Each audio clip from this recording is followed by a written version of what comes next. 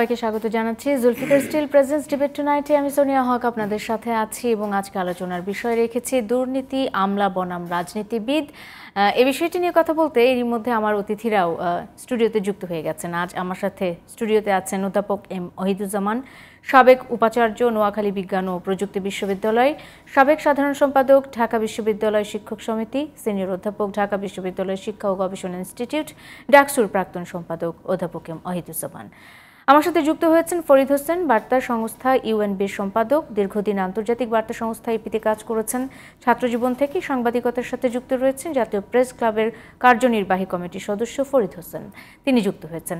আমার সাথে আরও যুক্ত হয়েছেন ইকতেদার আহমেদ, সাবেক জজ ও সংবিধান বিশ্লেষক, রাজনীতি ও অর্থনীতি বিশ্লেষক, নিম্নতম মজুরি বোর্ডের সাবেক chairman Bangladesh finance and investment corporation. তিনজনকেই স্বাগত জানাচ্ছি। দুর্নীতি, আমলা বনাম রাজনীতিবিদ, মানে ঠিক এই মুহূর্তে এসে আমলা বনাম রাজনীতিবিদ বনামের বিষয়টি নিয়ে আসা হয়েছে এই কারণে যে অনেকের মনে একটি প্রশ্ন যে এখন ঠিক এই মুহূর্তে দেশ কারা চালাচ্ছে, সংসদ ও রাজনীতিবিদ নাকি আমলারা? এই প্রশ্নটি দিয়েই আসলে আমি আজকে শুরু করতে চাই ইকতেদার আহমেদকে দিয়ে। ইকতেদার আহমেদ, আপনার কি মনে হয় দেশ মূলত কারা চালাচ্ছে? জনপ্রতিনিধিরা, রাজনীতিবিদরা, যাদের আইন প্রণয়নের কথা তারা, নাকি আমলারা? এটি দিয়ে আলোচনাটা শুরু করতে চাই। এখন দেশ কারা চালাবে এটা তো ধরেন আমাদের সংবিধানে বলে দিয়েছে যে দেশ পরিচালনার দায়িত্ব হলো যে জনগণের নির্বাচিত প্রতিনিধি যারা তারা এই দেশ চালাবেন, দেশ পরিচালনা করবেন এবং তাদের নির্দেশনা অনুযায়ী আমলারা চলবেন। তো এখন আপনি যেটা বলছেন যে আমলারা চালাচ্ছে কি না এই রাজনীতিবিদরা চালাচ্ছে, তো এটা নিয়ে অতীতেও বিতর্ক ছিল, বর্তমানেও বিতর্ক আছে বা ভবিষ্যতেও বিতর্ক থাকবে। এখন রাজনীতিবিদদের কাজ কী? রাজনীতিবিদরা হলো যে তারা দেশের এবং সমাজের এবং জনগণের উন্নয়নের জন্য কাজ করে এবং তাদের রাজনীতির যে তারা যে লক্ষ্য বা উদ্দেশ্য নিয়ে রাজনীতি করেন সেটা হলো দেশ সেবা, জনগণের সেবা। তো এখন আমাদের যে অতীতে যারা রাজনীতি করতেন, আমরা তাদের যদি চরিত্র বিশ্লেষণ করি বা বর্তমানে যারা রাজনীতি করছেন তাদের যদি চরিত্র বিশ্লেষণ করি, তাহলে দেখা যাচ্ছে যে অতীতের রাজনীতিবিদরা যেমন ত্যাগী ছিল, বর্তমানে কিন্তু ওই ধরনের ত্যাগী নেতার অনেক অভাব। আর আমাদের রাজনীতিতেও আমরা দেখেছি যে কর্মীর কিন্তু মূল্যায়ন নাই। অতীতে আমরা দেখেছি যে কর্মীদের মূল্যায়ন হতো এবং দেখা যেত যে তৃণমূল পর্যায় থেকে একজন যিনি ছাত্রনেতা ছিলেন, পরবর্তীতে যুবনেতা, তারপরে দেখলাম যে তারা জাতীয় রাজনীতিতে স্থান পেতেন। কিন্তু এখন আমরা দেখি যে একজন এমপির মৃত্যুর পর দেখা যাচ্ছে যে ওই এলাকার যিনি ত্যাগী নেতা তাকে কিন্তু মূল্যায়ন করা হয় না। মূল্যায়ন করা হলো তার স্ত্রীকে অথবা তার সন্তানকে অথবা তার ভাইকে অথবা তার কন্যা জমাতাকে। তো এইভাবে যদি রাজনীতি চলে তাহলে সেক্ষেত্রে কিন্তু রাজনীতির যে আপনার যে একটা যে বিকশিত দিক সেটা কিন্তু কখনো কিন্তু প্রস্ফুটিত হবে না এবং এতে কিন্তু যে দলের মধ্যে নেতাকর্মী যারা আছে এরাও কিন্তু মূল্যায়িত হবে না এবং এরা যদি মূল্যায়িত না হয় তাহলে ওই দলের ভবিষ্যৎ কিন্তু খুব একটা ভালো না। তো আমাদের দেশে যদি এভাবে চলতে থাকে তাহলে আমি রাজনীতির ভবিষ্যৎ খুব একটা ভালো এটা আমি দেখছি না। আর আপনি আমলাদের কথা যেটা বলছেন যে আমাদের এখানে হলো যে পৃথিবীর অন্যান্য দেশে আপনি দেখেন যে আমি তো নিজেও এই বিচার বিভাগে ছিলাম এবং বিচার বিভাগে আমি যখন রেজিস্ট্রার জেনারেল ছিলাম বা আমি যখন ল কমিশনের সেক্রেটারি ছিলাম বা বিভিন্ন উচ্চ পদে ছিলাম, তো আমি বিভিন্ন ডেলিগেশন নিয়ে পৃথিবীর বিভিন্ন দেশ ভ্রমণের আমার সুযোগ হয়েছে। তো ভারতের বা নেপালের বা শ্রীলঙ্কারও সেখানে যে তাদের যে আমলাদের যে লেখাপড়া বা সেখানে যে এই বিভিন্ন ক্যাডারে যে নিয়োগ দেওয়া হয়, তাদের নিয়োগ প্রক্রিয়া এবং আমাদের নিয়োগ প্রক্রিয়ার মধ্যে কিন্তু অনেক পার্থক্য আছে। আমরা তো এখন পর্যন্ত কিন্তু আমাদের কিন্তু এই যে রিক্রুটমেন্ট যে পলিসি বা রিক্রুটমেন্ট যে প্রসিজিওর, এটা কিন্তু একটা সুষ্ঠু নীতিমালার উপর প্রতিষ্ঠিত না। আমি যদি একটা উদাহরণ দিয়ে আপনি বুঝতে পারবেন, যেমন যে আগে তো ছিল যে 28 ক্যাডার, সেখানে হচ্ছিল সমন্বিত একটা পরীক্ষা হতো। তো এখনও সমন্বিত পরীক্ষা হয়। মধ্যখানে আমরা দেখলাম যে এরশাদ সাহেব যখন উপজেলা করলো তখন উনি 650 জন ম্যাজিস্ট্রেট এবং 400 জন, তখন এটাকে মুন্সিফ বলতো, এখন যাদেরকে অ্যাসিস্ট্যান্ট জাজ বলা হয়, এরকম নেওয়া হলো শুধুমাত্র ভাইবার মাধ্যমে। তো আপনি যেখানে হলো যে 1200 মার্কসের রিটেন পরীক্ষা এবং 200 মার্কসের ভাইবা দিয়ে আপনি যেখানে রিক্রুট করেন এবং সেখানে দেখা যাচ্ছে যে 60% মার্কস যদি না পায় রিটেনে, মানে তাকে ভাইবার জন্য ডাকা হয় না, সেখানে আপনি সামান্য মৌখিক পরীক্ষার মাধ্যমে সেটা 3 থেকে 5 মিনিটের মৌখিকের মাধ্যমে আপনি এত বড় একটা চাকরি দিয়ে দিচ্ছেন। এটাই কিন্তু আমাদের যে এই বিচার বিভাগ বলেন বা আমাদের পুলিশ বলেন বা প্রশাসন বলেন, যে অবক্ষয়ের মূল্যে কিন্তু সেটা। আমি উদাহরণ দিয়ে, আমরা যখন বিসিএস করলাম তখন আমাদের জুডিশিয়াল ক্যাডারের জন্য পোস্ট হচ্ছিল 60, আর আমরা রিটেনে কোয়ালিফাই করলাম হচ্ছিল 127 জন। তো তখন পাবলিক সার্ভিস, এখন তো জুডিশিয়াল সার্ভিস কমিশন করে, তো পাবলিক সার্ভিস কমিশন এই 127 জন কোয়ালিফাই করলো, তো 39টা পোস্ট ফিল আপ করেছে, in spite of the fact that 127 qualified in the written. চিন্তা করে দেন এখন 1200 মার্কসের রিটেন পরীক্ষায় 127 জন উত্তীর্ণ হওয়ার পরেও তারা 21টা পোস্ট কিন্তু ব্যাকেন্ড টেকে দিল। ভাইবা নেওয়ার সময় তারা এদেরকে উপযুক্ত বা যোগ্য মনে করে নাই। তো এখন তো ওই ধরনের মানে এই যে কঠোর নিয়ম কানুন যেটা, সেটা কিন্তু অনুসরণ করা হয় না। তো আপনি যদি ভারতে দেখেন, ওদের যে ইন্ডিয়ান অ্যাডমিনিস্ট্রেটিভ সার্ভিস বা ইন্ডিয়ান পুলিশ সার্ভিস বা ইন্ডিয়ান যে এডুকেশন সার্ভিস, ওই সকল সার্ভিসের যে যারা কর্মকর্তা হিসাবে নিয়োগ পান, তাদের মেধা, তাদের দক্ষতা, তাদের যোগ্যতার সাথে আমাদের দেশের যে আমলা আছে এদের কিন্তু মেধা, দক্ষতা এবং যোগ্যতার কোনো আপনি মিল পাবেন না। আপনি যদি একটা পোস্টে যদি আপনি দক্ষ, যোগ্য এবং যিনি সৎ এবং ন্যায়নিষ্ঠ এই ব্যক্তিকে যদি নিয়োগ দিতে না পারেন, এবং এখানে আমাদের দেশে, বাংলাদেশে প্রায় হচ্ছে যে আপনার যে সুপারস্টিশন, এটাকে বাংলায় বলা হয়েছিল জ্যেষ্ঠতা লঙ্ঘন। আমি আমাদের জুডিশিয়ারির কথাই বলি, যে জুডিশিয়ারির দেখা গেছে যে সচিব পদে যাকে নিয়োগ দেওয়া হয়েছে 175 জনকে অতিক্রান্ত করে সচিব পদে নিয়োগ দেওয়া হয়েছে। একজনকে হাইকোর্ট জাজ করা হলো, 205 জনকে অতিক্রান্ত করে 206 নম্বরকে হাইকোর্ট জাজ করা হলো। তাহলে এই নিয়োগ প্রক্রিয়ার সাথে যারা জড়িত, সম্পূর্ণ নিয়োগ প্রক্রিয়ার সাথে যারা জড়িত, তারা যে অন্যায় করেছেন, এই অন্যায় তো এটা হচ্ছিল সম্মিলিত অন্যায়। এটা আমি মনে করি তাদের সারা জীবনের পুণ্য দ্বারাও কিন্তু এই অন্যায়ের কিন্তু মোচন হবে না। তাহলে আপনি যে এই যে 200, তাহলে আপনার যে এই যে ছিল যে নোটটা গেল সারসংক্ষেপ যেটাকে বলা হয় আর কি, তো সারসংক্ষেপে আপনি যে এই 205 জনকে যে অতিক্রান্ত করলেন, সেখানে তো আপনার একটা অবজারভেশন থাকতে হবে যে এই যে 1 নাম্বার, 2 নাম্বার, 3 নাম্বার, 4 নাম্বার থেকে 205 জন হচ্ছিল 206 নাম্বার চেয়ে নিম্নতর যোগ্যতা সম্পন্ন, এবং এই কারণে এই 205 জনকে অতিক্রান্ত করে আমি 206 নাম্বারকে নিয়োগ দিলাম।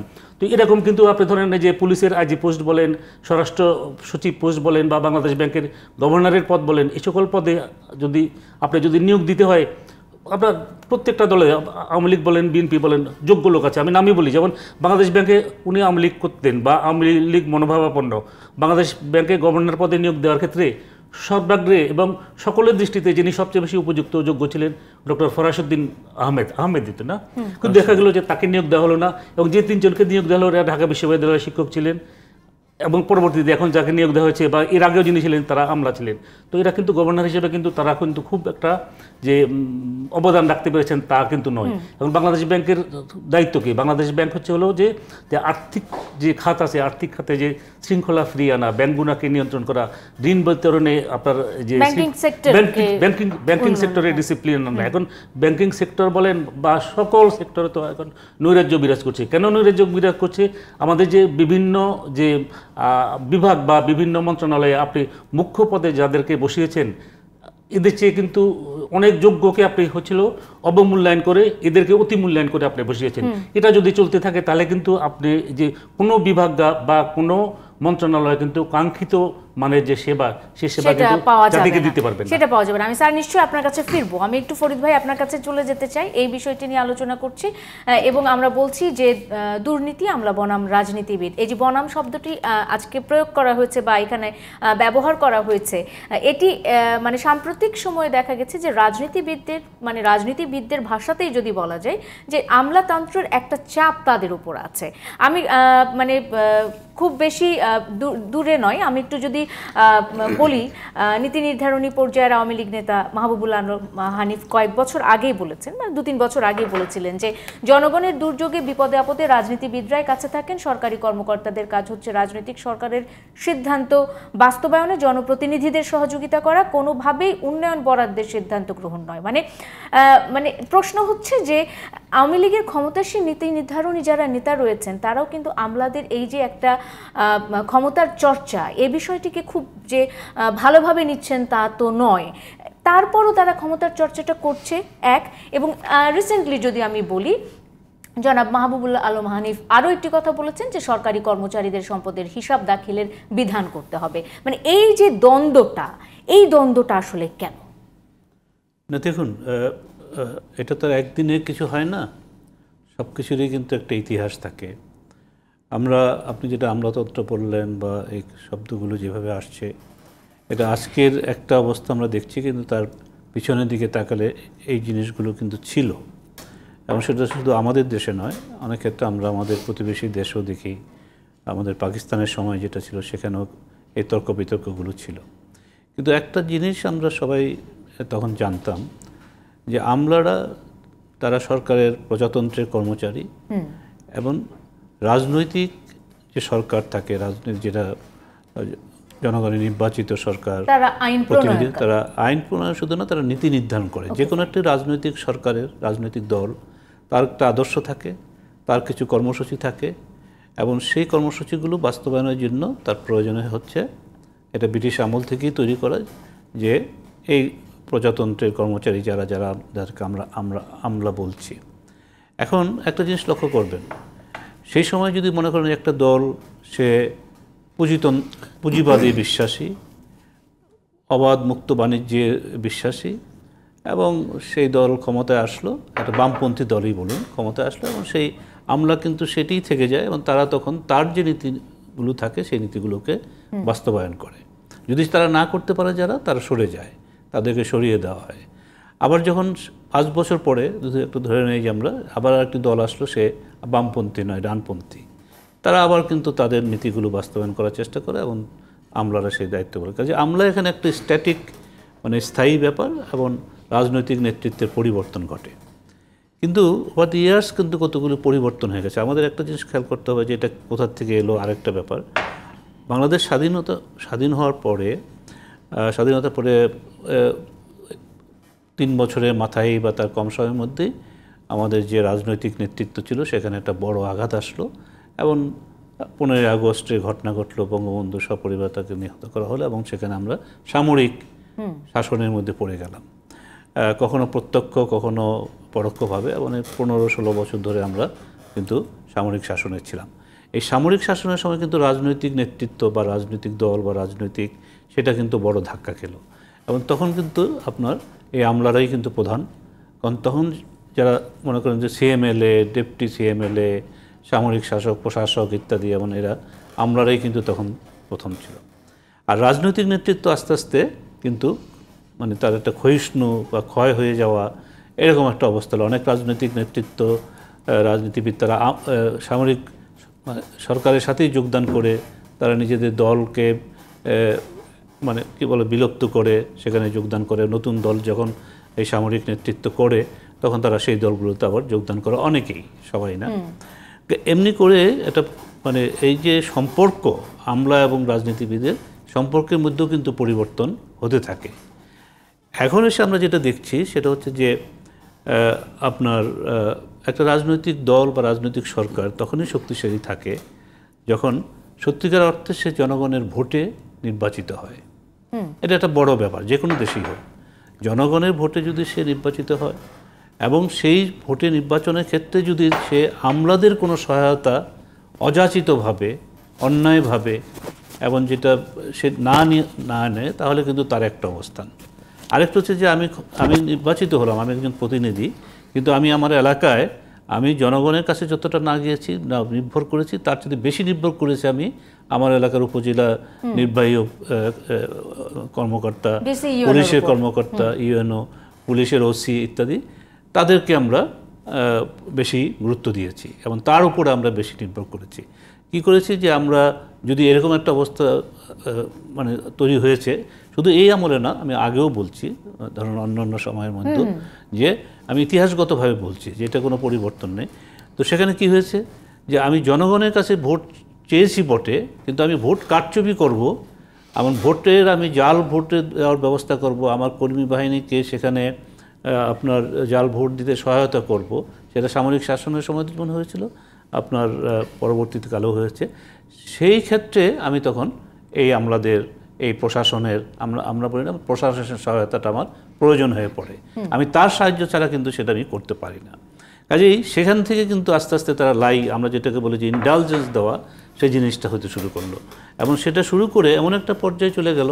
আমরা এই কথা বলতে শুনেছি যে কোনো পুলিশ ওসি হয়তো আপনার এলাকার সংসদ সদস্যকে বলেছেন যে আমি তো আপনাকে নির্বাচিত করেছি, এবং তারা এমন একটা অবস্থা হয়ে গেল যে যখন জনসভা হয়, ওই এলাকায় কোনো জনসভা হয়, মঞ্চে ওসিকেও উপস্থিত রাখা হয় এবং বিশেষ অতিথি হিসাবে তিনি বক্তৃতাও করেন। আমি যখন 1976 সালে সাংবাদিকতা শুরু করলাম, সেই সময়ে আমরা সাংবাদিকতা বা সেই পরিবেশটা দেখেছি, তারও আগে দেখেছি। আমার মানে এই সাম্প্রতিক কাল ছাড়া আমার সারা জীবনে আমি দেখিনি যে কোনো পুলিশ অফিসার গিয়ে রাজনীতিক মন্ত্রীর মঞ্চের পাশে একইভাবে তিনি চেয়ারে বসেন, তাই না? এমনকি ডিসিরাও তার চেয়ারে বসেন, মানে পাশাপাশি বসেন। কিন্তু সেই জিনিসগুলো আস্তে আস্তে পরিবর্তন হতে শুরু করলো। এই যে পরিবর্তন হতে শুরু করলো, এই পরিবর্তনের কারণটা হচ্ছে এই এটার থেকে এখানে দুই দিকে একটা দুর্বল রাজনীতি, দুর্বল রাজনৈতিক নেতৃত্ব, এবং সেই রাজনৈতিক নেতৃত্বের যে আপনার ম্যান্ডেটের যে নিয়ে যে প্রশ্ন, সেটা একটা।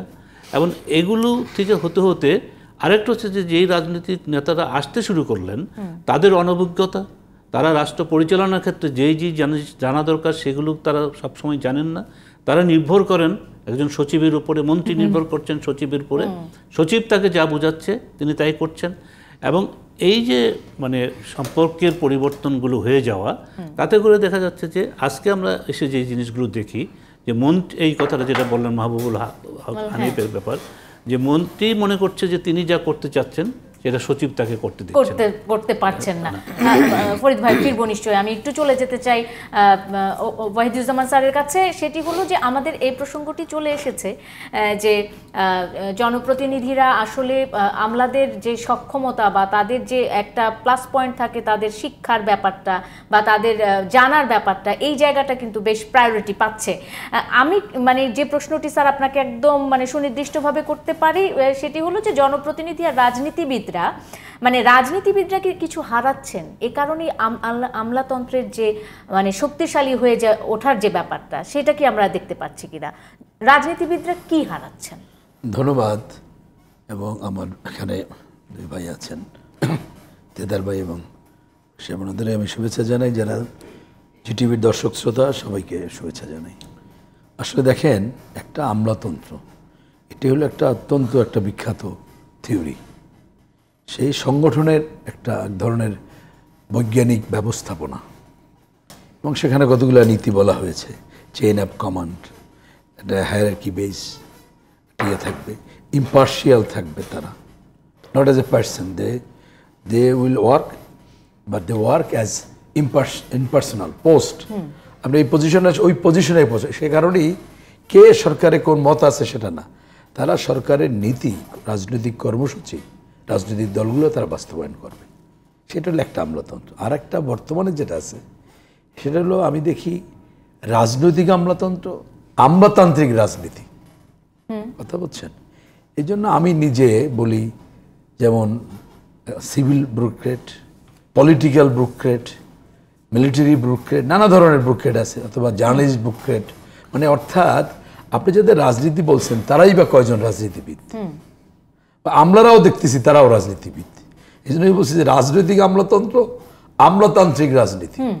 কথাটা বলছেন, মানে দুজনই দুজনের সুবিধা নিচ্ছে। এবং ওনারা কথাটা যথার্থভাবেই অনেক ব্যাখ্যা করেছেন। আমি সাংবিধানিক ব্যাখ্যা উনি করেছেন, উনি রিয়েল অর্থে প্র্যাকটিসটা বলেছেন।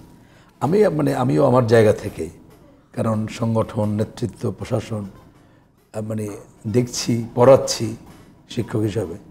তো সুতরাং আমলারা, এবং সেখানে যেহেতু আমলারা হলেন স্থায়ী শক্তি, এই সংগঠন তো স্থায়ী সংগঠন, political organisation as a political party in power, তারা তো স্থায়ী না। আপনি আজকের পাওয়ারে আছেন, কালকে আমি আছি, তাহলে তারা স্থায়ী না। আর একেবারে আইনগতভাবেই আমলারা স্থায়ী, সুতরাং তারা সেই সুবিধাটা নিচ্ছেন। আরেকটা হলো, রাজনীতিতেও যারা আসছেন তারা যদি রাজনৈতিক প্রক্রিয়ায় আসেন, এটা সার্টিফিকেট কোনো ব্যাপার না। আর আমাদের দেশে সেটা আমাদের, উনি বলছেন, আমার মনে হয় তেদার ভাই বলছেন যে এখানে উনি কারণটা বলছেন যেখানে আমরাও যে খুব বেশি লেখাপড়া জানে 2-4 জন হয়তো জানে, সবাই তো আমরা চিনি, এটাও কিন্তু না। কিন্তু বিষয়টা হলো বাস্তব যদি আমি বলি তাহলে তারা লেখাপড়া জানার ভাবটা করে বেশি এবং তারা মনে করে যে তারা সব জানে। যেমন আমাদের দেশে আপনার এটাই তো সমস্যা, আমাদের দেশে বর্তমানে সমস্যা এটা, সবাই শিক্ষাবিদ, সবাই ডাক্তার, সবাই সব জানে। আমি এই জন্য অনেক সময় আমি বলি যে আমরা যে জানি না সেই জ্ঞানটাই আমাদের কম, এই জন্যই তো সবাই, এবং তারা মনে করে যে তারাই সব জানে। আর একটা হলো এই রাজনীতিবিদের মধ্যে আমাদের নানা ক্যাটাগরি আছে, ঠিকই যারা কমিটমেন্ট নিয়ে জনগণের জন্য মানুষের জন্য রাজনীতি করে। রাজনীতিবিদদের তো সার্টিফিকেট মুখ্য না, মুখ্য হলো কমিটমেন্ট, মানুষের প্রতি ভালোবাসা, দেশের জন্য কাজ করতে চায়।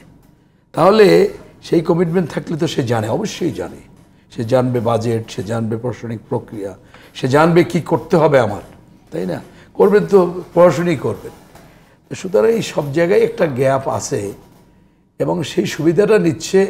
দেখেন আপনি এই যে কথাটা প্রথমে আনছেন দুর্নীতি বর্ণন ইস্যু, আমি শুনেছি এবং আজকে কালকে আর বেশি শুনলাম যে মানে এই যে বেগমপাড়ায় যে বাড়িঘর, তার মধ্যে শুধু আমলা না 80 না 83 জন আছে থানার ওসি। তাহলে মনে করেন একজন মানে ওই লেভেলের লোকরা তারা কিন্তু নিজেকে ওইখানের রাজা মহারাজা ভাবে এবং রাষ্ট্র রাজনৈতিক কাঠামোতেও রাষ্ট্র তাদের সেই সুযোগ সুবিধাও দিচ্ছে। দেখেন আমাদের অর্থনীতির অসুবিধা, ডলারের অসুবিধা, কয়েকশো কোটি টাকা দিয়ে প্রাডো আরও কি জানি রাজকীয় যে গাড়ি, যেগুলো মনে করেন জাপানের যে রাজা উনি পড়েন কিংবা ওই রানী ব্রিটেনের সে তার ব্যবহার করেন, মানে এই সকল যে যানবাহন, সেই সকল যানবাহন যেমন রাজনীতিবিদও একটা ওই উস্কে যে রাজনীতিবিদ তারও ওই ধরনের একটা গাড়ি, মানে এর কোনো অ্যাকাউন্টেবিলিটি নেই যে কোথায় সে পাইছে, মনে করেন কোনো প্রশাসনিক পদও নাই, কোনো ব্যবসাও নাই। তাহলে এই যে একটা মিনিমাম যে একটা লজ্জা বা একটা শঙ্কা ভীতি যা আপনি বলেন না কেন, বা একটা মূল্যবোধ সেটাও নাই, যেটা পাইল কই। আবার তেমনিভাবে এই লেভেলের অফিসাররাও, উনি যে বলছেন যে এই যে হচ্ছে, দেখলাম এবার শুনলাম এক জায়গায় ইলেকশনে 4টা প্রাডো কিনছে এই পল্টন একটা দিয়ে। আমি জিজ্ঞেস করলাম দিছে কাকে কাকে, একজনকে জিজ্ঞেস করলাম, তা অমুকের ওয়াইফরে দিছে একটা, কারণ মনে করেন সরকারের ডিসি বা এসপি তারা তো দেওয়া মুশকিল, তারটা তো একটা হিসাবে থাকবে, তার ওয়াইফরে দেওয়ার কোনো অসুবিধা নেই, তারা দিচ্ছে ইত্যাদি ইত্যাদি। মানে এটা কি ঘুষ? মানে কি দেশে সেটা আমার বলা, সব তো বলা যায় না। আর পক্ষান্তরে কি হচ্ছে ওই যে বলছেন লেখাপড়া, এখন তো সেই আমার কাছে অদ্ভুত লাগে যে জীবনানন্দ দাশ সেই মহান কবি, দেশ কবি, তিনি যে প্রায় 150 বছর হবে নাকি 100 বছরের তো বেশি হবে যে তার যে অদ্ভুত আদার এক এই যে কবিতা লিখেছেন, সেটাই তো চলছে। ফলে দেখেন আজকের যে আমরা বিশ্ববিদ্যালয়ের শিক্ষকরা ক্লাস রেখে এখন রাস্তায় বসে থাকতে হচ্ছে, যে আমাদের যে ন্যূনতম একটা সরকারি পেনশন ছিল সেই পেনশনও বাতিল করা হয়েছে, পেনশনটা যে আমাদের দেওয়া যাবে না। তো আর বলছেন যে আপনি শিক্ষার উন্নয়ন করেন, আর কারণ হলো আমাদের তো ওই পাওয়ার নাই। পেনশন কেন দেওয়া যাবে না? পেনশন ওই যে সার্বজনীন পেনশন করেছে, তা দেশে তো আমাদের যারা ছোট ব্যবসায়ী কিংবা গার্মেন্টস কর্মী বলেন বা আমাদের রিক্সাওয়ালা ভাই, একজন দিনমজুর, তারাও দেশপ্রেমিক নাগরিক, তারাও তো কন্ট্রিবিউশন করতেছে। একজন শিক্ষক বিশ্ববিদ্যালয় সেও সেরকম, সে আর কি করতেছে, ওই তো সে তো এরকম দুর্বল শ্রেণীর কেউ। সুতরাং যান আপনারা ওই সার্বজনীন পেনশনে যান। আচ্ছা, কথা বলছেন যে আপনারা ওই সার্বজনীন পেনশন পাবেন, আপনারা তো সরকারি পেনশন পাবেন না, আপনাদের তো দরকার নেই, আপনাদের তো পাওয়ার নাই। আপনারা তো সরকারি কর্মকর্তাদের বছর বছর ফি বছর বেতন বাড়ে, এটার পর দুর্নীতি কমে না? শুধু শোনেন, বেতন বাড়ার সাথে ইয়ে না, এখন সরকারি কর্মকর্তা বললেই যে সবাই দুর্নীতি করে আমি সেটা বলবো না, কিন্তু যে দুর্নীতির যে প্রসঙ্গটা আনছেন সেটা মানে আমি তো ভেবে পাই না যে এই যে একটা মাত্রা, বা আমাদের এই ওবায়দুল কাদের সাহেব বলছেন যে ওনারা হস্তক্ষেপ করছেন না, ভালো কথা। তাহলে আমি যদি ওনাকে পাল্টা প্রশ্ন করি যে আপনাদের পাশে থেকে বা আপনাদের মধ্য থেকে বা আপনারাও অনেকে যে এই যে শত শত কোটি টাকা, এটা তো মুখেই উচ্চারণ হয় না আমার, কারণ এই 1000 টাকা নোট কত বড় দেখছেন, তার এক বান্ডিল হলে 1 লাখ টাকা, তার যদি 100টা করেন তাহলে 1 কোটি টাকা। তাহলে চিন্তা করে দেন যে 1 কোটি টাকা কি পরিমাণ টাকা, তাহলে 10 কোটি টাকা 1000 নোট লাগবে, 100 কোটি টাকা কত নোট লাগবে, মানে আমরা যারা সাধারণ মানুষ 1 লাখ নোট লাগবে। তাহলে দেখেন যে এখন শুনতেছি শত শত কোটি টাকা, হাজার হাজার কোটি টাকা, আরো কোটি টাকা। তাহলে এগুলো করছে কিভাবে? আপনাদের ভাগনা দিয়ে কি করতে পারছে? এক্স্যাক্টলি এই প্রশ্নটার কাছেই আটকে রেখে আমি একটা বিরতি নিতে চাই। একটা বিরতি নিয়ে ফিরছি জুলফিকার স্টিল প্রেজেন্টস ডিবেট টুনাইটের সঙ্গে থাকুন দর্শক, নিশ্চয়ই ফিরছি এক্ষুনি। বিরতির পর স্বাগত আরেকবার। দেখছেন Zulfikar steel presents debate tonight. Sonia Haque আপনাদের সাথে আছে। দুর্নীতি, আমলা বনাম রাজনীতিবিদ আজকে আলোচনার বিষয় রেখেছি। আমি আলোচনায় ফিরতে চাই ইকতেদার আহমেদের কাছে। আমি এই অংশে শুরুতেই আসতে চাই আমলাদের ভূমিকা নিয়ে, যেহেতু আমরা কথা বলছিলাম আমলা বনাম রাজনীতিবিদ। আমি একটু জানতে চাই যে এই যে আমলাতন্ত্র নিয়ে কথা বলা হচ্ছে, এই সরকার, বর্তমান সরকার গত 15 বছর ধরে টানা ক্ষমতায় আছেন। এই সময়টাকে অনেকে বলছেন যে এই সময়টায় আমলাতন্ত্র অনেক বেশি শক্তিশালী হচ্ছে, কারণ একটা দীর্ঘ ক্ষমতার মধ্যে দীর্ঘ সময় ক্ষমতায় আছে একটি সরকার। আমলাতন্ত্রের দৃশ্যটা কি এরকমই ছিল, মানে এরকমই এবারই প্রথম, নাকি এরকম বরাবর আরো অনেক সরকার এসেছে, তাদের আমলে কেমন ছিল আমলাতন্ত্রের চিত্রটা? এখন তো ধরেন এই যে এই রাজনীতি যদি আমলাতন্ত্র নির্ভর হয়ে যায়, তাহলে তো সেখানে তো ধরেন আমলারা তো শক্তিশালী হবেই। এবং এটা বাংলাদেশ অভ্যুদয় পরবর্তী, তখন আমরা দেখেছি তখন তো যে সিএসপি ছিল, সিএসপি মানে civil service of Pakistan, CSS পরীক্ষা যেটা, এটা কিন্তু অত্যন্ত টাফ এক্সামিনেশন ছিল। এবং সেখানে দেখা গিয়েছে যে দেশের যে শ্রেষ্ঠ মেধাবী যারা, তারাই কিন্তু প্রতিযোগিতামূলক পরীক্ষার মাধ্যমে নিয়োগপ্রাপ্ত হতেন এবং বিভিন্ন জেলায় ডিসি, তারপরে হয়েছিল এডিসি বা এসডিও পদে তাদের পদায়ন হতো। তো ওই আমলাতন্ত্র তো এখন নাই। ওই ধরনের যে মেধাবী বা যোগ্যতা সম্পন্ন কর্মকর্তাও কিন্তু এখন নাই।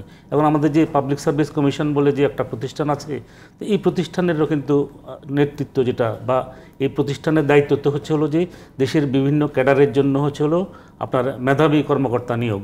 তো গত যে 15-20 বছর যেভাবে নিয়োগ হয়েছে এবং যেই ধরনের কর্মকর্তা এসেছেন, তাতে দেখা যাচ্ছে যে প্রকৃত মেধাবীরা কিন্তু মানে অবমূল্যায়িত হয়েছে বা উপেক্ষিত হয়েছে। বা নিয়োগ পরবর্তীও আমরা দেখেছি যে সেখানেও কিন্তু যে পদোন্নতির ক্ষেত্রে দেখা যাচ্ছে যে মেধা, দক্ষতা, যোগ্যতা এগুলোকে কিন্তু মূল্যায়ন করা হয় না। এগুলোকে যদি মূল্যায়ন করা যদি না হয়, তাহলে হচ্ছে হলো যে কোনো ক্যাডার তার যে দেশকে বা জাতিকে যে সেবা দেওয়ার কথা, সেই সেবা কিন্তু দিতে পারবে না।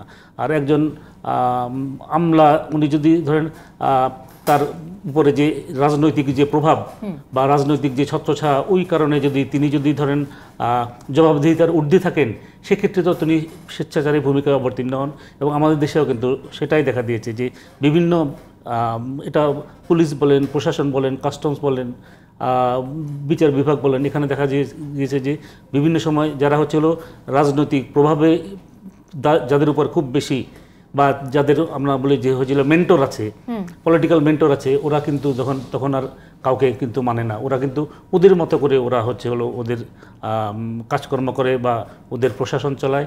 এবং এই সকল কারণেই দেখা যাচ্ছে যে একটা ডিপার্টমেন্টের যে ইন্টারনাল ডিসিপ্লিন যেটা, সেটা থাকে না। এখন আপনি দেখেন যে প্রত্যেকটা সার্ভিসেরই কিন্তু যে ওই যে একটা বলে অ্যানুয়াল কনফিডেন্সিয়াল রিপোর্ট, যে একজন কর্মকর্তা তার সারা বছর উনি যে কী ধরনের তার মেধাবী কিনা, তিনি যোগ্য কিনা, তিনি দক্ষ কিনা, এবং তাকে যে বেতন ভাতা দেওয়া হয়, এই বেতন ভাতা দিয়ে তিনি তার জীবন নির্বাহ করেন, নাকি তিনি lives beyond his known source of income.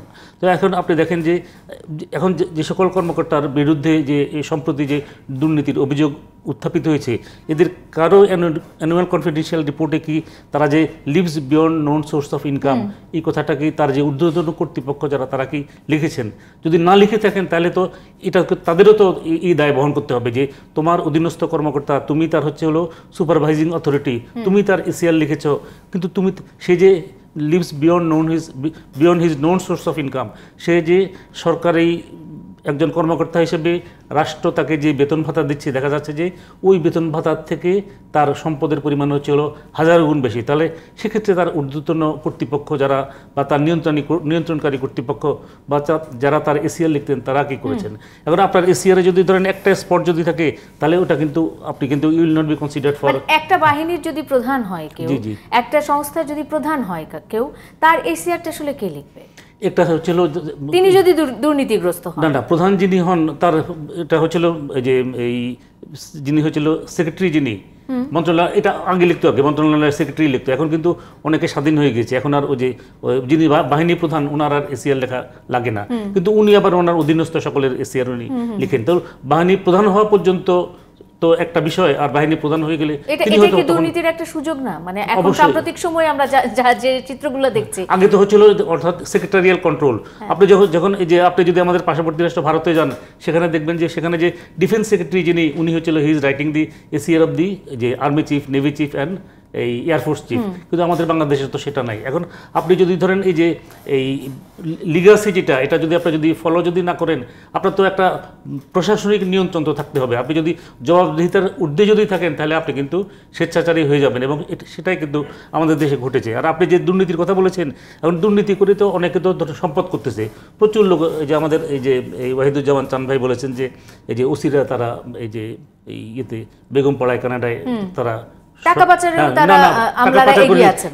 দেশের কিন্তু সবচেয়ে ক্ষতি করছে তারাই, যারা এই যে দেশের যে এই যে বৈদেশিক মুদ্রা, এই বৈদেশিক মুদ্রাটা আনছে কিন্তু আমাদের দেশের হচ্ছিল, যারা সবচেয়ে বেশি হচ্ছিল এই ঢাকা এই যে আন্তর্জাতিক বিমানবন্দরে যারা এই নিগৃহীত হচ্ছে, এই যে হ্যাঁ প্রবাসীরা, এই যে কাদ্দারা নিগৃহীত হচ্ছে পুলিশ, কাস্টমস এবং সরকারের যে বিভিন্ন বাহিনী আছে, এদের দ্বারা কিন্তু তারা নিপীড়িত হচ্ছে, নিগৃহীত হচ্ছে, এবং তারা দেখা যাচ্ছে যে বৈধভাবে যে সকল মালামাল আছে ওগুলোর উপরেও দেখা যাচ্ছে যে এরা ভাগ, তারা মনে করে যে এগুলোরও ভাগ তাদেরকে দিতে হবে। তো এরাই কিন্তু এই যে এই বৈদেশিক মুদ্রা, এই যে 20 থেকে 25 বিলিয়ন ডলার যে রেমিটেন্স আসছে দেশটাকে, কিন্তু তারাই কিন্তু আমাদের দেশটাকে কিন্তু বাঁচিয়ে রেখেছে। কিন্তু দেখা যাচ্ছে যে এই যে তারা যে এই ডলারটা আনছে, এই ডলারটা কিন্তু এই যে কিছু রাজনীতিবিদ এবং কিছু আমলা এটা বিদেশে নিয়ে যাচ্ছে, এবং এটাই হচ্ছে মানি লন্ডারিং।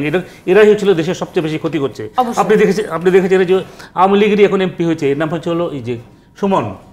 উনি যে আমেরিকাতে টাইমস টেলিভিশন নামে একটা টেলিভিশন আছে, তো তিনি তখন এমপি না, তিনি এই যে ওই টেলিভিশনে উনি বক্তব্যে বাংলাদেশের একজন মন্ত্রীর ছেলের কথা বলেছেন, আমি নাম উচ্চারণ করছি না। সে আমেরিকাতে বহু মানে at the time he was a student, আমেরিকাতে অনেক হিউজ প্রপার্টি করেছে। তো এখন ওই যে ওই সুমন সাহেব প্রশ্ন করেছেন যে এই যে সে তো হি ইজ এ স্টুডেন্ট, এত প্রপার্টি, এত বাড়িঘর, এত গাড়ি বা এত টাকা পয়সা সে কীভাবে করলো? তো এগুলো যদি ধরেন রাজনৈতিক নেতৃত্বে যারা আছেন তাদেরকেও তো এগুলো দেখতে হবে। আপনি এই যে এই কানাডার বেগমপাড়া বলেন বা যুক্তরাষ্ট্রের যে বিভিন্ন শহরে বলেন, সেখানে যে বাঙালি ব্যবসায়ী বলেন, বাঙালি রাজনীতিবিদ বলেন বা বাঙালি আমলা বলেন, যারা এই ধরনের সম্পদ সেখানে আহরণ করেছেন, এদের সকলকে কিন্তু মানে জবাবদিহিতার আওতায় আনা উচিত। এবং আমি মনে করি যে একটা কমিশন করে এই সকল সম্পদ, এগুলো যে যারা এখান এই দেশ থেকে এই যে এই যে অর্থ পাচার করে ওই দেশে সম্পদ আহরণ করেছেন, একটা কমিশন করে এই সব সম্পদ দেশে ফিরিয়ে আনা দরকার। আমাদের যে আজকে বলছেন যে এই যে আমাদের যে রিজার্ভ ক্রাইসিস, এই রিজার্ভ ক্রাইসিস থাকবে না, এটা হচ্ছিল নিমেষে রিজার্ভ ক্রাইসিস দূর হয়ে যাবে। আপনি 3 সদস্য বা 5 সদস্য বিশিষ্ট একটা খুব মানে আমাদের দেশে ওই ধরনের যোগ্য, দক্ষ এবং উপযুক্ত লোক আছে, ওদেরকে দিয়ে আপনি একটা কমিশন করে তারপরে হচ্ছিল আপনি এই যে কানাডায় কারা বেগমপাড়ায় বাড়ি করেছে, আমেরিকার বিভিন্ন শহরে কারা বাড়ি করেছে, ইংল্যান্ডে কারা বাড়ি করেছে, অস্ট্রেলিয়াতে কারা বাড়ি করেছে। আমি কিছুদিন আগে দেখলাম যে দুবাইতে এই যে কাস্টমসের এক কর্মকর্তার কথা বললো, যাকে নিয়ে আজকে অনেক আলোচনা হচ্ছে, সেখানে বললো যে তার 150 কোটি টাকার সম্পদ আছে দুবাইতে, এবং না সেখানে গেছেন কিনা জানি না। তো এটা তাহলে একটা ব্যক্তি সরকারি চাকরিতে এখনো চাকরি করছেন, উনি দুবাইতে কিভাবে 150 কোটি টাকার সম্পদ আহরণ করেন? আমি অবশ্যই নিশ্চয়ই আবার সুযোগ পেলে ফিরবো ইকতেদার আহমেদ আপনার কাছে। আমি একটু চলে যেতে চাই ফরিদ ভাইয়ের কাছে। ফরিদ ভাই, যেটা বলছিলাম, জবাবদিহিতার যেহেতু বিষয়টা আসছে, জনপ্রতিনিধিরা কোনো ভুল করলে বা তারা যদি পথভ্রষ্ট হয়, সেক্ষেত্রে জনগণের কাছে জবাবদিহিতার একটা পথ থাকে, যে তারা জনগণের কাছে জবাবদিহি করতে হবে, এই ভয়টা তাদের থাকে।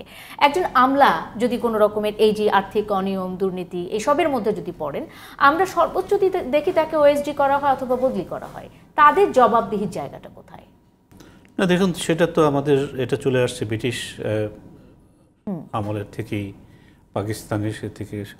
এবং আমরা যতটাই বলেছি যে জনমুখী গণমুখী প্রশাসন, সেটা সেভাবে হয় নাই। আমাদের আগে নাম ছিল এস্টাবলিশমেন্ট মিনিস্ট্রি, সেটা করে আমরা জনপ্রশাসন করেছি, মানে জনকথাটা এনেছি। সংস্থাপন থেকে জনপ্রশাসন, নামের পরিবর্তন হয়েছে, কিন্তু সেই অর্থে সেই ধরনের কোনো লক্ষণ আমরা দেখছি না। এখানে দেখুন, আমি যে কথাটা বারবার বলছি যে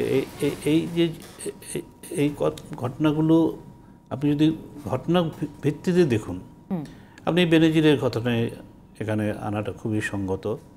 আপনার মতিউর রহমানের কথাটা এখানে হচ্ছে, আরও অন্যান্য আসাদুজ্জামান আরেকজন পুলিশ অফিসার আছেন, তার কথা বলা হচ্ছে, আরও অনেকেই আছে। এবং এটাও বলা হচ্ছে যে এই যে যা দেখতে পাচ্ছি আমরা, সেটা হচ্ছে একটা বিশাল আপনার কি বলে আইসবার্গের মানে মাথাটা আপনি দেখতে পাচ্ছেন। আসলে আমাদের এই সমাজে এখন এত ঘটনা ঘটছে যে সেটা যতদিন যারা ক্ষমতায় আছে তখন তাদের কথাটা কেউ বলতে পারছে না, কিন্তু দেখবেন যে এরা ক্ষমতা থেকে বাইরে গেলেই তখন আবার বেরিয়ে যেতে পারে, এরকম কিন্তু অনেকে আছে। এখানে দেখুন, দুটো ঘটনা এখানে ঘটছে। এই যে বেনজিরের ঘটনার পরে বা মতিউর রহমানের ঘটনার পরে আপনার বাংলাদেশ পুলিশ সার্ভিস অ্যাসোসিয়েশন তারা একটা বিবৃতি দিল। তাহলে বোঝেন যে আমলারা কতটা শক্তিশালী, এবং সেটা কিন্তু একটা বড় বার্তা তারা এখানে দিল। এবং মূলত এটা আপনার সাংবাদিকদের উপরে তারা কটাক্ষ করে, সাংবাদিকদের উপর আক্রমণ করে, এবং এটা নিয়ে বিভিন্ন আমাদের সাংবাদিক সংগঠন তারা বিবৃতি দিয়েছে। তারা বলেছে এটা স্বাধীন সাংবাদিকতার উপরে একটা হুমকি ইত্যাদি। কিন্তু এবং তারা নিন্দা জানিয়েছে, তারা এটা প্রত্যাহার করার কথা বলেছে। কিন্তু আপনি লক্ষ্য করে দেখুন, রাজনৈতিক নেতৃত্ব কিন্তু এদের পক্ষে দাঁড়িয়েছে, তাই না? এই আমলা মানে একদিকে তারা বলছে যে এটা তার ব্যক্তিগত ব্যাপার, এটার মধ্যে আমরা নেই, এটা প্রমাণিত। আবার একদিকে বলছে যে এগুলো বেশি বেশি বলা হচ্ছে, বাড়াবাড়ি করা হচ্ছে, এগুলো মানে বিরোধী দলের একটা মানে প্রচারণা, তারা রাজনীতিবিদদেরকেও দুর্নীতিবাজ করার চেষ্টা চালাচ্ছে। অর্থাৎ তারা নিজেরাই ঠিক করতে পারছে না এই জায়গায় কোন অবস্থানটা তারা নেবে। দেখুন, বেনজিরের বেলায় যেটা হয়েছে, সর্বশেষ যেটা তার 7টা পাসপোর্ট, সেইটা কে বের করেছে?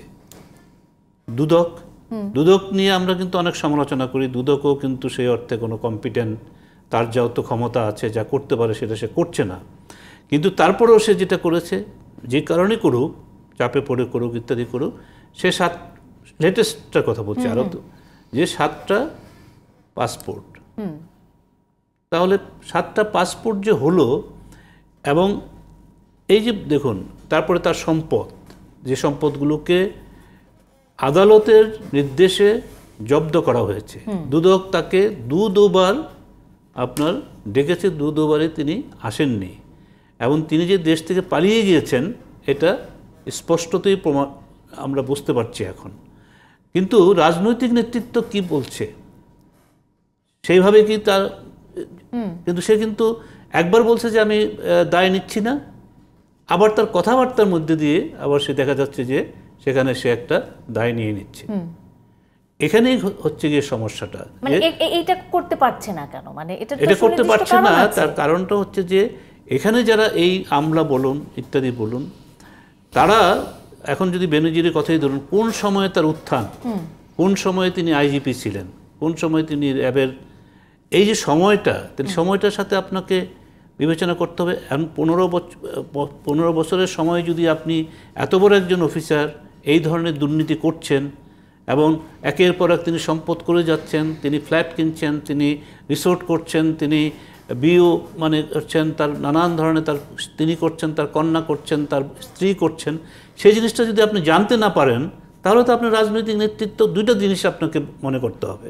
একটা হচ্ছে সে প্রশ্রয় দিচ্ছে, তার প্রশ্রয় হচ্ছে, আর নয়তো হচ্ছে আপনার অযোগ্যতা, আপনি জানেন না, আপনার ইগনোরেন্স, তাহলে আপনি দেশ চালনা করবেন কেমন করে? আপনার একজন গুরুত্বপূর্ণ অফিসার যে কি কাজ করছে, কোথায় কোন, আপনার তো নানান ধরনের সংস্থা আছে, নানান সংস্থা আছে। আপনি যখন সাধারণ নাগরিক, আপনিও কোথায় কি করছেন সেটা কিন্তু আপনার মোবাইলের মাধ্যমে সবাই জানে, সবাই ট্র্যাক করছে, কোথায় কি কথা বলছেন, কি করছেন, সরকারের কোন সমালোচনা করছেন। আপনি সোশ্যাল মিডিয়াতে, ফেসবুকে যখন সরকারের সমালোচনা হয়েছে, আপনার ডিজিটাল মামলা করেছেন না, ইত্যাদি হয়েছে। তো এখন এইটাকে কেন আপনি ধরতে পারছেন না, এটা কেন জানেন নাই, তাই না? এখন আজকে আপনি যদি ক্ষমতায় থাকা অবস্থায় যদি আপনি এটা করতেন, তাহলে পরে আমরা বুঝতে পারতাম যে না, আপনি যে কথাটা বলছেন যে আমি দুর্নীতির কে প্রশ্রয় দেই না, আমি দুর্নীতির নির্মূল করতে চাই, আমি মানে গভর্নেন্স করতে চাই, আমি সুশাসন প্রতিষ্ঠা করতে চাই, আমি জিরো টলারেন্স করতে চাই। এখন আমি যে কথাটা আগে বলেছি যে একটা বিশাল বরফখণ্ডের মাত্র আপনি আইসবার্গের একটা অংশ দেখছেন, এবং এই অংশ এখনো যদি তারা মানে রাজনৈতিক নেতৃত্ব যদি এখনো সিরিয়াস হয়, এখনো যদি তারা যে কথা বলছে সেটা কাজে রূপান্তরিত করে, তাহলে এখনো তারা অনেককে সেটা ধরতে হবে, কিন্তু সেটা পারবে না। কারণ তার যে আঘাতটা আসবে, সেই আঘাত সহ্য করার মতো শক্তি তাদের কাছে নেই। আমি একটু চলে যেতে চাই ওয়াহিদুজ্জামান স্যারের কাছে। প্রশ্রয়, আশ্রয়, এই বিষয়গুলো কিন্তু চলে এসেছে ফরিদ ভাইয়ের আলোচনাতে এরই মধ্যে, এবং বিরতিতে যাবার আগে আপনার বক্তব্যের মাঝখানেও আমি একটু ওই আভাস পেয়েছিলাম যে মানে যে অভিযোগটা আসে যে আসলে একটা বড় আশ্রয় প্রশ্রয়ে এই যে দুর্নীতি, আর্থিক অনিয়মের যে বিষয়গুলো, এগুলো গড়ে উঠেছে, না হলে এত ডালপালা মেলে বিকশিত হতে পারতো না। ওয়াহিদুজ্জামান স্যার, ধন্যবাদ আপনাকে। আমি প্রথমেই বলতে চাই মানি পাচার, তাকেও আমি নানা মিডিয়াতেই আমি এটা বলেছি। আমি মনে করি মানি পাচারটা শুধু দুর্নীতি না, এটা দেশদ্রোহিতা, এবং তাদের বিচার হওয়া উচিত একজন দেশদ্রোহী হিসেবে সর্বোচ্চ শাস্তি মৃত্যুদণ্ড। এবং দুর্নীতিবাজদের এবার যেটা কিছুটা বেনজিরের ক্ষেত্রে করেছে দুদক, দুর্নীতিবাজদের প্রথমেই তাদের সমগ্র সম্পত্তি, পৈতৃক, নিজের, ভাই, শ্যালক, বিশেষ করে শ্যালক, বউর, শ্বশুরের, এগুলো প্রথমেই কনফিসকেটেড করা উচিত, তারপর বিচার করেন। এবং লাগলে সরকারি আইনজীবী দেবে তার পক্ষেও।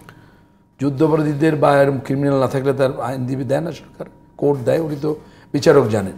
কোর্ট বিচার ডিফেন্স সহই বিচার হবে। আসামিরও ফান্ডামেন্টাল রাইটস যে তার পক্ষে আইনজীবী থাকবে, দেবে সরকার দেবে। তার যদি সন্তান থাকে তারা কই থাকবে, সরকার লাগলে ভালো ওই ধরনের আবাস বানাবে যে তারা থাকতে পারে। কিন্তু তাদের এরকম অর্থ পাচারটা, এবং এই যে দেখেন প্রাক্তন বা সাবেক পরিকল্পনা প্রতিমন্ত্রী, উনি বলছেন যে 92,000 কোটি টাকা, এবং এইটাই হলো আমাদের ডলার ক্রাইসিসের একমাত্র। এবং আজকে যে দ্রব্যমূল্য বাড়ছে, ডলারের মূল্য বাড়ছে, গোটা জনগণ, দেশের যে আমরা 18 কোটি মানুষ না, এই দুর্নীতিবাজদের বাদ দিয়ে বলতে হবে তারা কত, তারা তো ছাপার করছে না, বুঝছেন? সেদিন আমাকে একজনে বলল এই গতকালের কথা, খুবই গুরুত্বপূর্ণ একটা লোক, যে তার এক বন্ধু একে বলে ওই একটা করে দিছিল যে ডলার ব্যবসা করে, ওই ব্যবসা করে মানি এক্সচেঞ্জে, মানি যে ডলার ব্যবসা যে করে, মানি এক্সচেঞ্জ, রাইট। তাই বছর 2 আগে করোনার শেষ দিকে আসতে ওরা বসে যে ওটাও একটা খুব কষ্ট করে বউ বেতন নিজের লোন টোন নিয়ে একটা ফ্ল্যাট কিনছে। বলে সর্বনাশ কী করতেছো তুমি, ফ্ল্যাটটার বিক্রি জমি জমা যা আছে দাও, বিক্রি করে ডলার কেন। তখন ওই 80, 83, 84 টাকা ছিল, কারণ ডলারের দাম বাড়বে। বলছে যে এরকম সন্ধ্যার পরে বস্তা ভরে টাকা আসে, কোটি কোটি টাকা, ডলার দেন। বলছে রেট কোনো রেট নাই, জাস্ট উই ওয়ান্ট ডলার। বলছে ভয় লাগে, ওই ছেলেটা বলতেছে ভয় লাগে, স্বাভাবিক ব্যবসা ভয় লাগে, যারা ওই রকম টাকাই নেয় ভয় লাগবে না, যে টাকাগুলো আসতেছে কারটা কোনো, এই টাকাগুলোর কোনো অ্যাকাউন্টেবিলিটি নাই।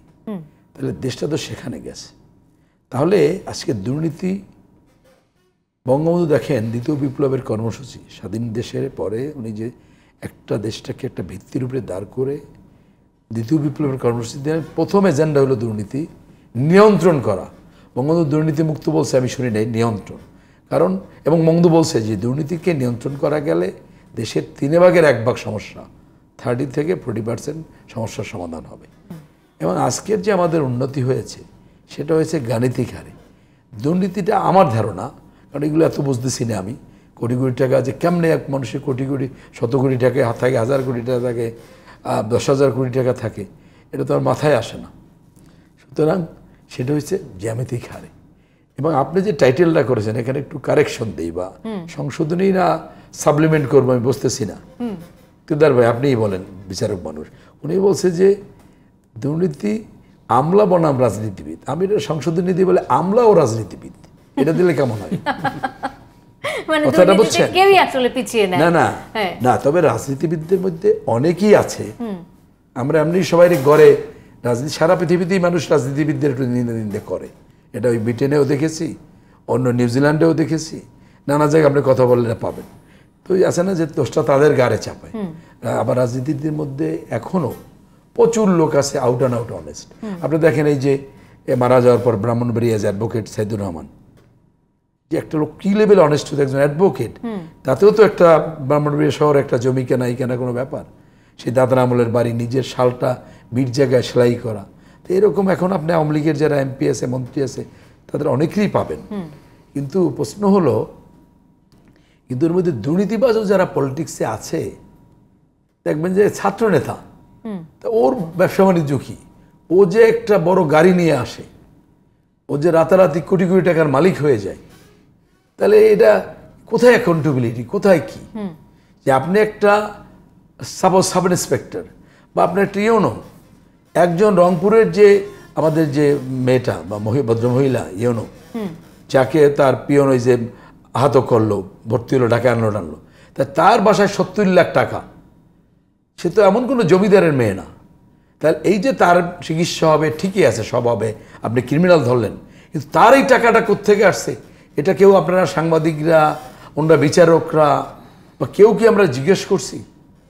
বা এইটা কি কোনো জবাব দিতে হয়েছে?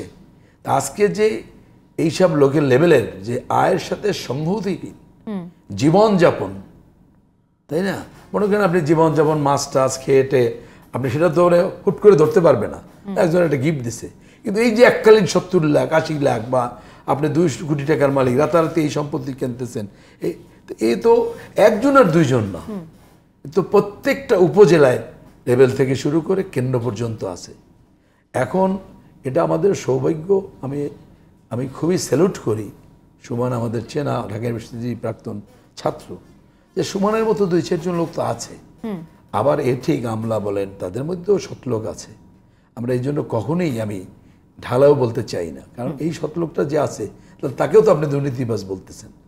মানে ঢালাও ভাবে তারা পড়ে যাচ্ছে এর মধ্যে। স্টিল যারা করে যাচ্ছে, কি আমলা কি এই রাজনীতির নামে করতেছে, ব্যবসার নামে করতেছে, হটেবার, কিন্তু এটা করার তো সীমা থাকে।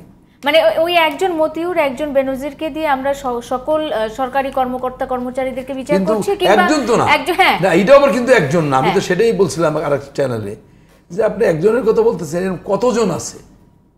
তো প্রশ্ন হলো যে এই যে শত শত কোটি টাকা এখন শুনি আমি, এই কতজন আছে স্যার? আসলে এই যে শস্যের মধ্যে ভূত, এই ভূতটা আসলে কিভাবে আসলে হবে, মানে একেবারে মানে যদি বলতে চাই যে সবটাই যদি এতটা দুর্নীতিগ্রস্ত হয়ে যায়, সেক্ষেত্রে আসলে কোনো রকম, সেই জন্য যে আপনি যে প্রশ্নটা করেছেন, ইয়েস, যে আমাদের অ্যাকাউন্টেবিলিটির জায়গা আনতে হবে আইনের কাঠামোতে। যেমন আমি বলছি যে বিচারের সর্বোচ্চ শাস্তি এই সকল দুর্নীতিবাজ যারা, এই যে সকল দুর্নীতি দেশের স্বাধীনতা, সার্বভৌমত্ব, দেশের অর্থনৈতিক চাকাকে অচল করে দেওয়ার মতো, তাদের সর্বোচ্চ শাস্তি মৃত্যুদণ্ড হওয়া উচিত। আর সবসময় দুর্নীতিবাজদের সকল সম্পত্তি, কতটুকু দুর্নীতি করছে তা না, সকল সম্পত্তি বাজেয়াপ্ত হওয়া উচিত। এবং প্রত্যেকটা পর্যায়ে, কি রাজনীতিবিদ, কি আমলা, কি বিচারক, কি শিক্ষক, সবাই কি অ্যাকাউন্টেবিলিটি থাকা উচিত, সবাই একটা হিসাব দিতে থাকা উচিত। আমি একদম সবশেষটুকুন আপনার বক্তব্যের সাথে যুক্ত করতে চাই যে গত কয়েকদিনের ঘটনায় আমরা দেখেছি যে দেশত্যাগের পরে দেশ ত্যাগে নিষেধাজ্ঞা আসে। যখন একজন মানুষের বিরুদ্ধে এ ধরনের অভিযোগ তৈরি হচ্ছে বা শোনা যাচ্ছে বা গুঞ্জন উঠছে, তখনই কি আসলে তাদের উপরে এই নিষেধাজ্ঞাটা আরোপ করা যায় না? মানে এরকম কোনো আইনগত জটিলতা কি আছে? না, সেটা আছে, উনি বিচারক বুঝতে পারবে। আপনি যে কোনো লোকই তো আপনি একটা প্রাইভেসি এস্টাবলিশ হলে তখন আপনি কোর্টে যাবেন। আর একটা হলো, মনে করেন পলিটিক্যালি যারা বিরোধী দল হয়, তার তো আদালতের হুকুম লাগে না, তারা তো আগেই বলে দেয় অ্যাডমিনিস্ট্রেটিভ ভাবে ওখানে যেও না। আমরা কি দেখলাম বেনজির সাহেব গেলেন ঠিকই, উনি আদালত এরকম একটা অর্ডার দেওয়ার আগেই চলে গেছেন, হটেবার। এখন আমরা তো কনফিউজড হয়ে যাই সাধারণ মানুষ। তাহলে বিমানে গেছে তো, একটা হলো আপনি বিমান ছাড়া গেলেন, বর্ডার থেকেও নানা ওয়াসে যেতে পারেন, তাহলে সেটা তো নাই জানতে। কিন্তু বিমান থেকে গেলে তাহলে আমাদের স্বরাষ্ট্রমন্ত্রী জানবে না কেন? এখন সেটা না, আপনি মনে করেন ঘটনাটা ঘটছে আজকের দুপুরে বা 1 মাস আগেই ঘটছে, কিন্তু জিনিসটা সামনে আসে নাই। কিন্তু যখন এটা সকালবেলা সামনে আসছে, আপনি রিলেভেন্ট মিনিস্টার বা আপনি রিলেভেন্ট অফিসার বা আপনি এয়ারপোর্টের দায়িত্বে আছেন, তাহলে আপনি কি চেক করবেন না যে এই ব্যক্তি, এই ধরনের ব্যক্তি এয়ারপোর্ট ক্রস করছে কিনা? এখন তো মান্দাত্তা আমলের ব্যাংকেও খাতা লেখার সিস্টেম নাই, একদম আপনি ডিজিটাল সার্চ দিলেই পাবেন। জমিও তো এখন তাই হয়েছে, ডিজিটাল হয়েছে। আপনি একটা ভূমি অফিসে গিয়ে সার্চ দিলে এই নামে, এখন তো তথ্য পাওয়া এই সহজ। নামে যদি দিলাম সোনিয়া, সে আপনি সোনিয়া, আরেকজন সোনিয়া, যত সোনিয়া আছে ওইখানে কিন্তু বেরোয় আসবে যে এই সোনিয়া নামে এই এই সম্পত্তি আছে, আসবে না? ব্যাংকে আছে, আপনি এয়ারপোর্টে কিন্তু ডিজিটাল। সেই। সুতরাং এই নাম আমরা যদি এই আরেকটা হলো যে এই যে 7টা পাসপোর্ট করেছে, আমরা কিন্তু খুব দোয়াশার মধ্যে। যে একটা হলো বলা হচ্ছে যে তার বেসরকারি পাসপোর্ট, প্রাইভেট, হ্যাঁ রিটায়ার্ড করার পর সে নিতে পারে, কিন্তু রিটায়ার্ড করার আগে একজন সরকারি লোক দায়িত্বে থাকা এবং অবস্থায়। এই লেভেলের লোক কিভাবে নেয় আমি তো, আমার তো মাথায় আসে না। আরেকটা হলো 7টা যদি 7 দেশের হয়, হ্যাঁ। মনে করেন আমার আমেরিকার পাসপোর্ট আছে হ্যাঁ। বা আমার দুবাইয়ের পাসপোর্ট আছে, হ্যাঁ। আমি হয়তো সেই পাসপোর্ট দিয়ে চলে গেছি, হ্যাঁ, হতে পারে। কিন্তু একটা ব্যক্তি ডিজিটাল, আপনি যদি সেকেন্ড টাইম কোনো পাসপোর্ট দেন, আপনার তো মেশিন ক্যারকার করে উঠবে যে আপনার ইয়া দেওয়া আছে, বায়োমেট্রিক্স ইয়া দেওয়া আছে। এরকম হয়েছে আমার মায়ের, ওই যে পাসপোর্ট একবার বয়স বেশি হয়, হজে নিতে পারি না বলে পরে আবার একটা ইয়ে করতে দিয়েছে, বয়সটা এগুলো এই সমস্ত এটা তো আমরা ভোগান্তি জানি। শুধুমাত্র আমাদের সাধারণ তাহলে মানুষের ক্ষেত্রেই হয় আসলে। ওটা তো দেখতে পায় না। অসংখ্য ধন্যবাদ। আজকের মতো শেষ করতে হচ্ছে স্যার। ইকতেদার আহমেদ, অধ্যাপক মহিদুজ্জামান এবং ফরিদ হোসেন, তিনজনকে ধন্যবাদ জানিয়ে আজকে শেষ করতে চাই, কারণ সময় একেবারে শেষ হয়ে গেছে। দর্শক যারা এতক্ষণ ছিলেন জুলফিকার স্টিল প্রেজেন্টস ডিবেট টুনাইটের সাথে, আপনাদেরও ধন্যবাদ। শুভরাত্রি।